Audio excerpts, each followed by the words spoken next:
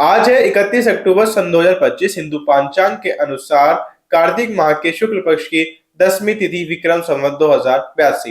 नमस्कार मेहमान, आप मेरे साथ देख रहे हैं आंचलिक खबरें। शुरू करते हैं देश और दुनिया की 50 बड़ी खबरों की। नवी मुंबई अंतर्राष्ट्रीय हवाई अड्डे की कनेक्टिविटी के लिए उल्वे कोस्टल रोड अहम कड़ी होगी। परियोजना को सितंबर 2026 तक पूरा कर अक्टूबर-नवंबर में यातायात के लिए खोलने की योजना है। ये सड़क अटल सेतु को हवाई अड्डे से जोड़ेगी और 25 मिनट की यात्रा का समय बचाएगी। महाराष्ट्र के कांग्रेस नेता रमेश चेन्निथला की माता एन देव की अम्मा की प्रार्थना सभा में वरिष्ठ कांग्रेस सज्जन शामिल हुए। 91 वर्ष की आयु में देव की अम्मा का निधन हुआ। श्रद्धांजलि सभा उनके केरल स्थित आवास पर हुई। सांसद चंद्रकांत खंडेरू, डॉक्टर अमरजीत मनहास सहित कई कांग्रेस पदाधिकारी उपस्थित रहे। गुजरात के दाहोद के फतेहपुरा तालुका मुख्यालय में पुलिस अधीक्षक की अध्यक्षता में स्वागत कार्यक्रम आयोजित हुआ। नागरिकों ने आवास योजना अधिनियमितता की भूमि सुधार और ऊर्जा मीटर स्थापना जैसे मुद्दे उठाए। 15 से 13 मामलों का मौके पर निस्तारण, 2 मामलों की कार्यवाही लंबित रखी गई। गुना के आरोन में मुनि 108, दुर्लभ सागर महाराज के सनिध्य में सूचांक 108 महामंडल विधानसभा का शुभारंभ हुआ। बड़े जैन मंदिर से घट यात्रा के साथ कार्यक्रम प्रारंभ हुआ जो 6 नवंबर तक चलेगा। आयोजन में 108 मंडलों और श्रद्धालुओं को बैठने का सौभाग्य मिला। कार्यक्रम में संस्कृति आयोजन भी हो गया। महाराष्ट्र में वाशी स्थित एमपी भवन में सिक्किम न्यूज के संपादक सुरेश शुक्ला से ज्योतिषाचार्य अतुल शास्त्री और वरिष्ठ पत्रकार राकेश पांडे की मुलाकात हुई। समाज की मुख्य धारा से कटे लोगों की मदद और पुनर्वास योजना पर विस्तृत चर्चा की गई। शुक्ला ने कहा, समाचार का उद्देश्य जरूरतमंदों को उनके हक दिलाना है। वहीं अतुल शास्त्री ने इसे समाज में नई चेतना का कार्य बताया। रायबरेली के नसीराबाद नगर पंचायत में अग्रहरी वैश्य समाज का विशाल ब्रह्म भोज और भंडारा शांतिपूर्वक संपन्न हुआ। लगभग 10,000 लोगों ने प्रसाद ग्रहण किया। सुरक्षा में कड़ी व्यवस्था की गई थी। आयोजन की सफलता में युवा वर्ग, समाज के सदस्य और पुलिस प्रशासन ने अहम भूमिका निभाई। विरार रेलवे स्टेशन पर आरपीएफ जीआरपी की संयुक्त कार्यवाही में 3 आरोपी गिरफ्तार किए गए। 7 बैगों में प्रतिबंध गुटखा और तंबाकू के पैकेट जब्त, जिनकी कीमत 1.65 लाख आंकी गई। आरोपियों ने बताया कि वे सामान वापी से लाए थे। सभी पर खाद्य सुरक्षा अधिनियम और बीएनएस की धाराओं में मामला दर्ज हुआ। यूपी के रामपुर जिले की दरगाह मोहम्मद हसन शाह में उर्स के तीसरे दिन कुल शरीफ की रस्म अदा की गई। हजारों जायरीन ने अमल, तरक्की और भाईचारे की दुआ मांगी। महफिल शमा, मुशायरा और लंगर के साथ कार्यक्रम देर रात तक चला। समापन 30 अक्टूबर को होगा। यूपी में रामपुर के नवगात जिलाधिकारी अजय कुमार द्विवेदी ने जनता दर्शन के दौरान लोगों की शिकायतें सुनी। अधिकारियों को सभी मामलों का त्वरित और गुणवत्तापूर्ण निस्तारण करने के निर्देश दिए। डीएम ने कहा कि शासन की जन कल्याणकारी योजनाओं को समयबद्ध और पारदर्शी तरीके से लागू किया जाए। विदिशा जिले में एसपी रोहित काशवानी के निर्देशन में साइबर जागरूकता अभियान चलाया जा रहा है। पुलिस टीमों ने विभिन्न विद्यालयों में जाकर छात्रों और नागरिकों को ऑनलाइन ठगी और फेक लिंक से सतर्क रहने की जानकारी दी। एसपी ने कहा, साइबर अपराध से बचाव के लिए जागरूकता ही सबसे बड़ा हथियार है। सतर्क रहे और दूसरों को भी जागरूक करें। गोपाष्टमी पर परसतवास में गोवंशों के साथ भव्य नगर भ्रमण निकाला गया। यात्रा बजरंग मंदिर, तालाब चौक से गौशाला तक विश्व हिंदू परिषद और बजरंग दल के नेतृत्व से निकली। गौशाला में पूजा अर्चना, आरती और भोग लगाकर श्रद्धालुओं ने गौमाता की आराधना की। ठाणे के वर्तकर स्थित रेमंड परिसर में 32 मंजिला आधुनिक प्रशासनिक भवन का निर्माण कार्य प्रगति पर है। आयुक्त सौरभ राव ने बैठक में निर्माण की समीक्षा की और प्राथमिक कार्य शीघ्रता से पूरा करने के निर्देश दिए। प्रसिद्ध वास्तुकार हाफिज कनेक्टर की डिजाइन पर आधारित यह भवन 2027 तक पूर्ण किया जाएगा। प्रयागराज में मेजा के टाईसरैया गांव में चल रही श्री राम कथा के छठे दिन सीताराम विवाह प्रसंग सुनाया गया। कथावाचिका गौरांगी गौरी जी ने भक्तों को शिव धनुष तोड़ने और वरमाला के प्रसंग से भावविभोर किया। कथा 1 नवंबर तक चलेगी, जबकि 2 नवंबर को 11 कन्याओं का सामूहिक विवाह संपन्न कराया जाएगा। यूसी डेविस के डेटा वैज्ञानिक शिवम राय शर्मा गहन चिकित्सा इकाई और प्रयोगशाला में कृत्रिम बुद्धिमत्ता के प्रयोग में चिकित्सा पद्धति के क्रांतिकारी बदलाव ला रहे हैं। उन्होंने डीएमआर जैसी गंभीर स्थिति की शुरुआती पहचान के लिए मशीन लर्निंग सिस्टम विकसित किया, जिसकी सटीकता 90% तक है। शिवम का मानना है कि एआई डॉक्टरों का स्थान नहीं होगा, बल्कि उन्हें तेज और विश्वसनीय निर्णय लेने में मदद करेगा, जिससे अतः जीवन बचाया जा सकेगा। यूपी में चित्रकूट के कोषागार विभाग में हुए 45 करोड़ रुपए से अधिक के घोटाले में 15 आरोपियों को पुलिस ने गिरफ्तार किया। आरोपियों में 3 महिलाएं भी शामिल है। सभी को मेडिकल परीक्षण के बाद रिमांड पर भेजा गया। अब तक 1 करोड़ 23 लाख की रिकवरी हो चुकी है और शेष राशि की वसूली की प्रक्रिया है। यूपी में चित्रकूट के नवजात जिलाधिकारी पुलिस घर के कोषाध्यक्ष कार्यालय पहुंचकर कार्यभार ग्रहण किया। डीएम ने कर्मचारियों को पारदर्शिता, तत्परता और टीम भावना से कार्य करने के निर्देश दिए। सीआरडीओ अमृतपाल कौर व एडीएम उमेश चंद निगम सहित कई अधिकारी उपस्थित रहे।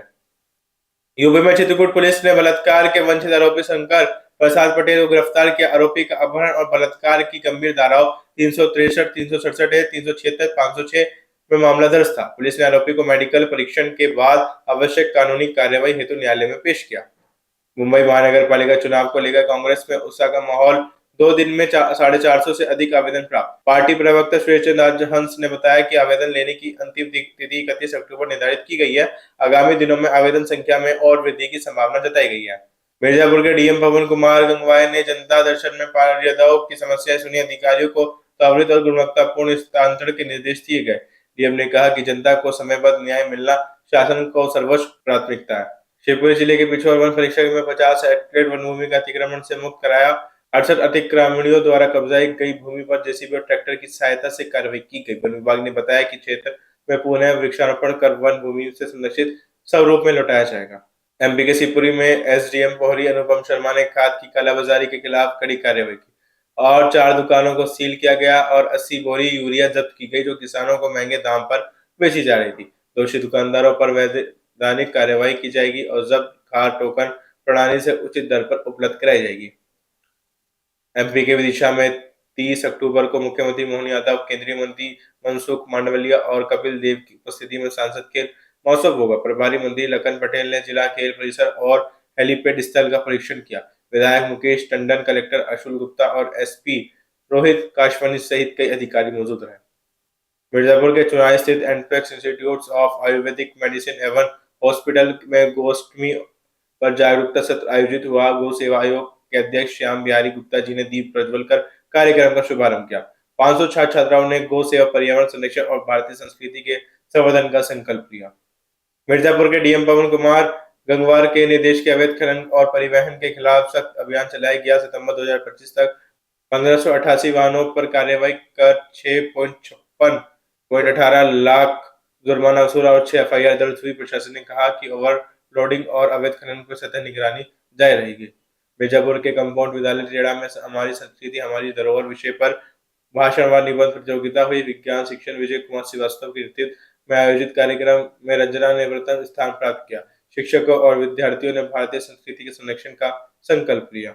गुना के आरोन में हुई कुंभराज नगर परिषद की बैठक में एक राष्ट्र एक चुनाव सहित 3 प्रमुख प्रस्ताव पारित किए गए। बैठक की अध्यक्षता श्रीमती शारदा देवी साहू ने की, जबकि 3 अन्य प्रस्ताव निरस्त किए गए। पार्षदों ने लंबित पीआईसी जांच पर असंतोष जताया और तय किया गया कि अगली बैठक विधायक की उपस्थिति में होगी। एमपी में गुना के आरोन नगर में अष्टोत्तर शत श्रीमद् भगवत महापुराण और संत सम्मेलन के उपलक्ष्य में कलश यात्रा निकाली गई। साध्वी राधा किशोरी ने ब्राह्मण पूजन कर यात्रा की शुरुआत की, जो प्रमुख मार्गों से होती हुई धर्मशाला पहुंची। नगर में पहली बार डीजे की जगह वैद मंत्रों की गूंज सुनाई दी। कथा और भजन संध्या का आयोजन प्रतिदिन होगा। मुख्य निर्वाचन पदाधिकारी के निर्देश। शिवपुरी के मुख्य निर्वाचन पदाधिकारी संजीव कुमार झा ने सभी जिलों को मतदाता सूची के विशेष गैंग के निर्देश दिए। बीएलओ के 3 बार घर घर जाकर जानकारी सुनिश्चित करेंगे। 1 जनवरी 2026 तक 18 वर्ष पूर्ण करने वाले युवा नाम जुड़वा सकेंगे। प्रक्रिया 28 अक्टूबर से 7 फरवरी 2026 तक चलेगी। अंतिम सूची 7 फरवरी को प्रकाशित होगी। यूपी में मिर्जापुर तहसील चौराहे पर श्री जी फार्मेसी का उद्घाटन संचालक सुरेश त्रिपाठी ने किया। फार्मेसी के स्वामी ऋषि तिवारी ने कहा, उच्च गुणवत्ता वाली दवाएं उचित मूल्य पर विशेष छूट के साथ मिलेगी। उद्घाटन समारोह में शहर के सम्मानित नागरिकों और अधिवक्ताओं सहित अनेक गणमान्य उपस्थित रहे। मिर्जापुर वाराणसी मार्ग पर बोलेरो पिकअप ने पत्रकार रविंद्र जायसवाल की बाइक को टक्कर मारी। गंभीर हालत में उन्हें प्रयागराज रेफर किया गया। पैर फ्रैक्चर और चेहरे पर चोटें आई। उन्होंने हादसे को षड्यंत्रपूर्ण हमला बताया।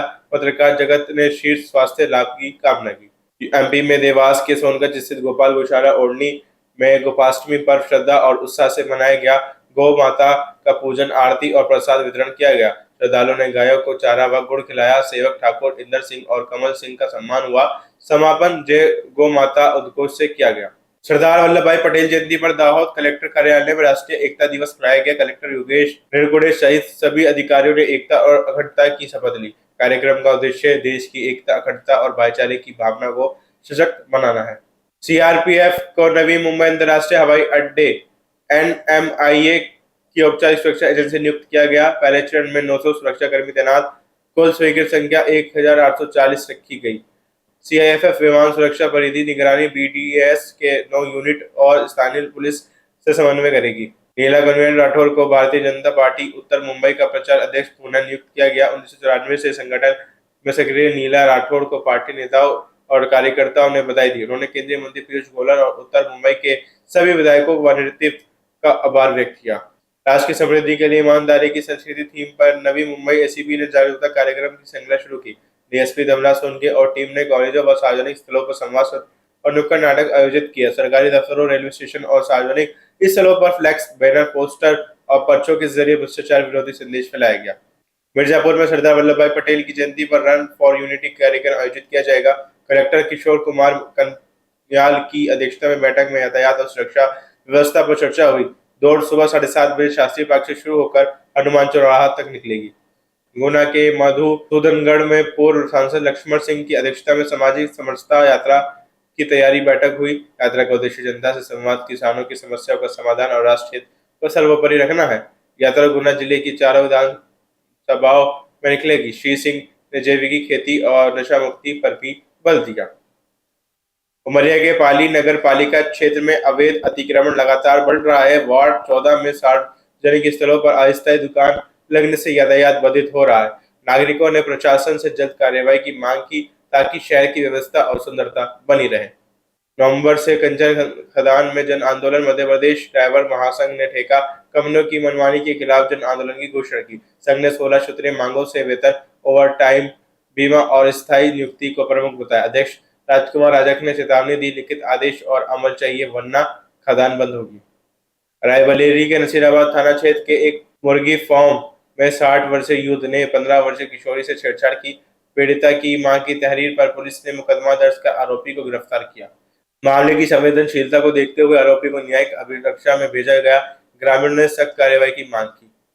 एमपी के विदिशा के प्राथमिक विद्यालय सुराई ने निपुण भारत अभियान के तहत शिक्षात्मक मेला आयोजित हुआ। कक्षा 1 से 2 के बच्चों ने माताओं संग भाग लिया। चित्र, गीत, कहानियां और पेंटिंग्स प्रदर्शित की।